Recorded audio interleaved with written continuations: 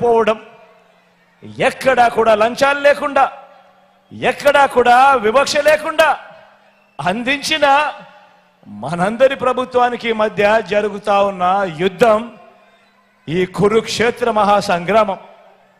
ఈ ఎన్నికలు అది పెన్షన్ అయినా కూడా, అది రేషన్ అయినా కూడా, కాస్ట్ సర్టిఫికెట్ అయినా కూడా, బర్త్ సర్టిఫికెట్ అయినా కూడా, లేదా ఎరువులైనా కూడా, ఇలా ఏ స్కీమ్ అయినా కూడా, ఏ ప్రభుత్వ పథకమైనా కూడా, ఏ పౌర సేవ అయినా కూడా క్యూలలో నిలబడి వివక్షకు లోనై లంచాలు సమర్పించుకుంటేనే పేదలకు అవి అందుతాయని వారి అహంకార భావజాలానికి ఆ సేవలన్నీ కూడా పేదవాడికి నేరుగా ఇంటి వద్దకే వచ్చి తలుపు తట్టి చిరునవ్వుతో గుడ్ మార్నింగ్ చెప్పి డోర్ డెలివరీ చేసి వారి ఆత్మగౌరవానికి విలువ ఇస్తున్న మనందరి ప్రభుత్వానికి మధ్య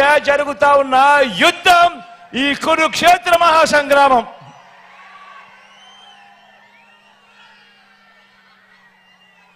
పెన్షన్ సొమ్ము తమ ఇంటికే వచ్చి ఆ అవ్వ తాతల పెన్షన్లు మొన్నటిదాకా చూసాం. యుద్ధం ఎలా జరుగుతా ఉందో మీరే గమనిస్తా ఉన్నారు. ఏ స్థాయిలో యుద్ధం జరుగుతా ఉందో మీరే చూస్తా ఉన్నారు. ఈ విలువలు లేని, విశ్వసనీయత లేని ఈ పాలకులు ఏ మాదిరిగా చేస్తా ఉన్నారో మీరే గమనిస్తా ఉన్నారు.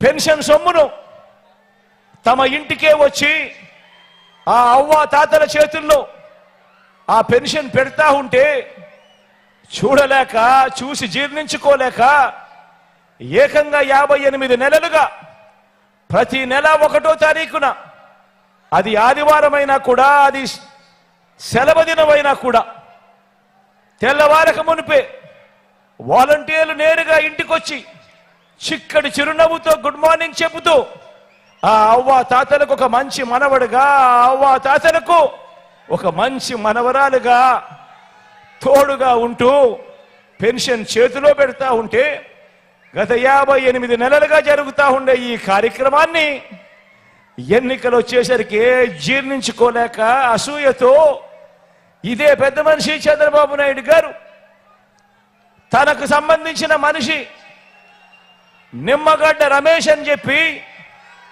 తనకు సంబంధించిన మనిషిని ఎన్నికల కమిషన్కు తన చేత పిటిషన్ వేయించి చంద్రబాబు నాయుడు గారు అడ్డుకున్న ఈ పెత్తందారి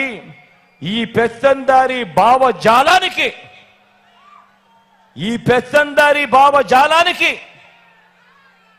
గత 58 నెలలుగా ఏ అవ్వ ఏ తాత కూడా అవస్థపడే పరిస్థితి రాకూడదు అని ఆ ప్రతి అవ్వకు, ఆ ప్రతి తాతకు ఆత్మగౌరవాన్ని నిలుపుతూ ఇంటి వద్దకే వచ్చి చెయ్యి పట్టుకొని నడిపిస్తూ ఆ అవ్వ తాతలకు తోడుగా ఉంటూ ముఖంలో చిరునవ్వు చూసేందుకు వారి ఆత్మగౌరవాన్ని నిలబెడుతూ ఆ పెన్షన్ సొమ్మును గతంలో మీ అందరికీ గుర్తుండే ఉంటుంది. గతంలో ఎన్నికలకు 2 నెలల ముందు వరకు కేవలం 1000 రూపాయలు ఇస్తా ఉన్న ఆ పెన్షన్ను మీ బిడ్డ ప్రభుత్వం అధికారంలోకి వచ్చిన తర్వాత దానిని 3000 రూపాయలకు పెంచుకుంటూ పోయి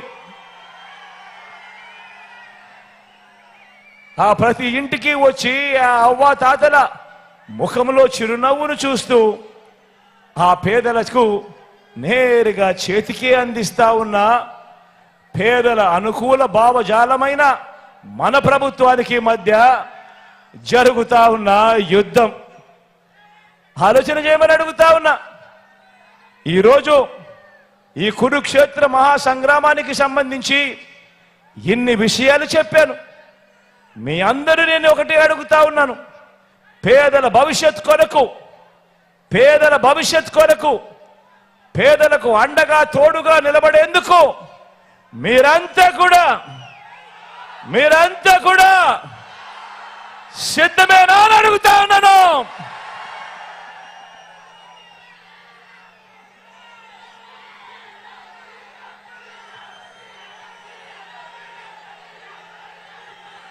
రాజకీయాలు నిజంగా చెడిపోయాయి, రాజకీయాలు నిజంగా దిగజారిపోయాయి, రాజకీయాలు నిజంగా ఏ స్థాయికి చెడిపోయాయి, ఏ స్థాయికి దిగజారిపోయాయి అనంటే అవ్వ తాతలకు ఇంటి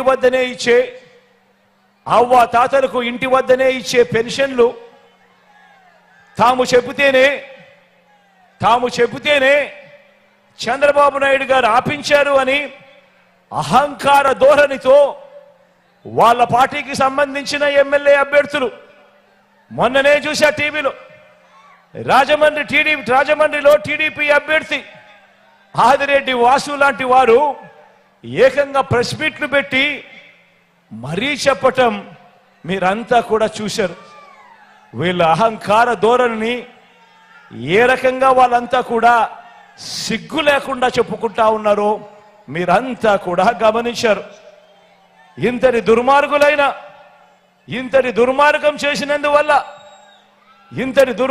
చేసినందువల్ల ఇప్పటికే రోజులుగానే నిన్న ఈ మధ్యకాలంలోనే ఏకంగా 31 మంది అవ్వాతాతలు పెన్షన్లు అందుకునే పరిస్థితిలో అందుకోలేక నడచలేక అవస్థ పడలేక ఏకంగా 31 మంది ప్రాణాలు విడిచిన పరిస్థితులు కేవలం ఈ 2 రోజుల్లో 31 మందిని చంపిన ఈ చంద్రబాబు నాయుడు గారిని హంతకుడు అందామా, లేకపోతే అంతకన్నా దారుణమైన పదం ఏదైనా ఉంది అంటే అదందామా అని చెప్పి ఆలోచన చేయమని కోరుతా ఉన్నా.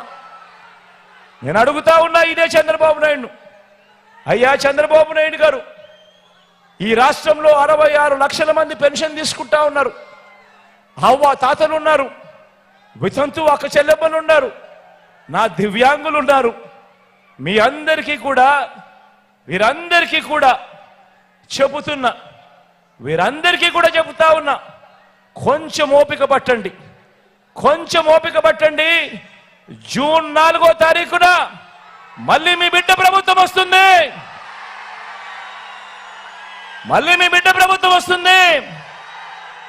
నా మొట్టమొదటి సంతకం మళ్ళీ వాలంటీర్ల వ్యవస్థ తీసుకొచ్చి ప్రతి ఇంటికి కూడా మళ్ళీ సేవలు అందించే కార్యక్రమం నా మొట్టమొదటి సంతకం చేస్తాను అని చెప్పి సందర్భంగా తెలియజేస్తా ఉన్నా. ఇదే చంద్రబాబు నాయుడు గారిని అడుగుతా ఉన్నా, అయ్యా చంద్రబాబు, నీ హయాంలో మీరు జన్మభూమి కమిటీలు పెట్టుకున్నారు కదయ్యా. పెన్షన్ కావాలన్నా, రేషన్ కావాలన్నా, సర్టిఫికెట్ కావాలన్నా, చివరికి మరుగుదొడ్లు కావాలన్నా కూడా లంచం ఇస్తే గాని, వివక్ష లేనిదే గాని ఏ ఒక్క పేదవాడికి అందే పరిస్థితి అప్పట్లో ఉండేది కదయ్యా. మరి ఆ జన్మభూమి కమిటీలు, మీరు పెట్టుకున్న జన్మభూమి కమిటీలు ఏ మాదిరిగా పనిచేస్తా ఉన్నాయి, ఏ మాదిరిగా పనిచేశాయి? ఈరోజు వాలంటీర్ వ్యవస్థ అన్నది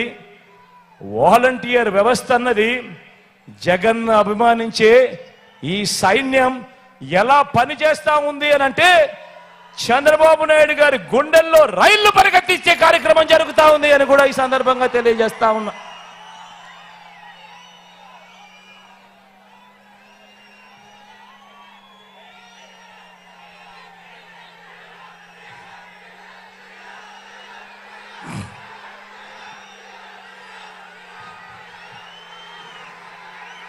ఇంతమందికి అండగా నిలబడ్డాం కాబట్టి, ఇంతమందికి అండగా తోడుగా నిలబడ్డాం కాబట్టి ఈరోజు మీ బిడ్డ జగన్కి నా అనేవాళ్ళు ఎవరు అని ఎవరైనా అడిగితే మీ బిడ్డ ఏమి చెబుతాడో తెలుసా? ఇంతమందికి అండగా, ఇంతమందికి తోడుగా నిలబడ్డాం కాబట్టి మీ బిడ్డకు నా అనేవారు ఎవరు అని అడిగితే మీ బిడ్డ ఏం సమాధానం చెబుతాడో తెలుసా?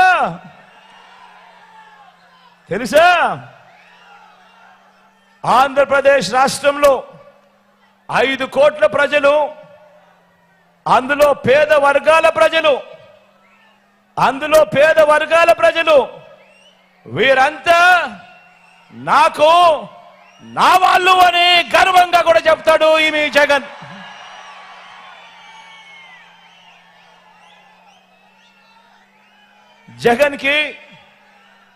జగన్కి నా వాళ్ళు అంటే, జగన్కి నా వాళ్ళు ఎవరు అని అంటే ఇంకా ఏం చెప్తాడో తెలుసా మీ జగన్? జగన్ని మీ వాళ్ళు ఎవరు అని అడిగితే ఇంకా మీ బిడ్డ ఏం చెబుతాడో తెలుసా? ఇంకా మీ జగన్ ఏం చెబుతాడో తెలుసా? నా ఎస్సీలు, నా ఎస్టీలు, నా బీసీలు, నా మైనారిటీలు, నా నిరుపేద వర్గాలు అన్నీ గుండె నిండా వీళ్ళందరూ కూడా నా వాళ్ళు అని గుండెల నిండా సంతోషంగా చెప్పగలుగుతాడు మీ బిడ్డ మీ జగన్.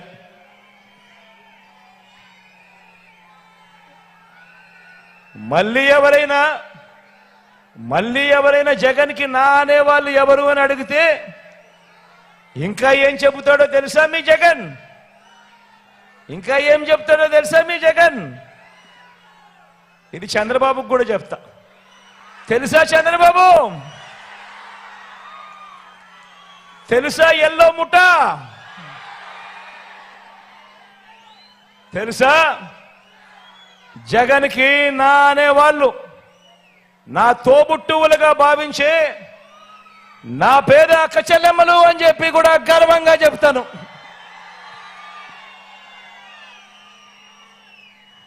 నన్ను మనసారా ఆశీర్వదించే నా పేద అవ్వ తాతలు అని కూడా చెబుతాను. ఇదొకటే కాదు, మీ జగన్ ఇంకా ఏం చెబుతాడో తెలుసా? నన్ను జగన్ మామ అని,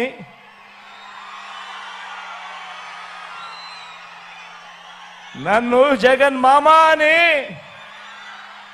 ప్రేమగా పిలిచే నా చిన్నారులు అని కూడా గర్వంగా చెప్తాడు మీ జగన్. వీళ్ళంతా నా వాళ్ళు, వీళ్ళంతా నా బంధువులు. వీరి భవిష్యత్ మార్చడం కోసమే ఈ 58 నెలలుగా నా ప్రతి అడుగులోనూ కూడా తాపత్రయంతో అడుగులు వేశాము అని చెప్పి కూడా గర్వంగా కూడా ఈ సందర్భంగా చెబుతున్నా. మరి ఇదే సందర్భంగా నేను చంద్రబాబు నాయుడు గారిని కూడా ఒక మాట అడుగుతా ఉన్నా. మరి ఇదే సందర్భంగానే చంద్రబాబు నాయుడు గారిని కూడా ఒక మాట అడుగుతా ఉన్నాను. అయ్యా చంద్రబాబు, నువ్వు 14 ఏళ్ళు ముఖ్యమంత్రిగా చేశావు కదయ్యా, 3 సార్లు ముఖ్యమంత్రి అని కూడా చెప్పుకుంటావు కదయ్యా. మరి 14 ఏళ్ళు సీఎంగా చేశావు, 3 సార్లు ముఖ్యమంత్రిగా కూడా చేశానని చెప్పుకుంటావు. మరి నీ పేరు చెబితే కనీసం ఒక్కటైనా కనీసం ఒక్కటైనా నువ్వు చేసిన మంచి గాని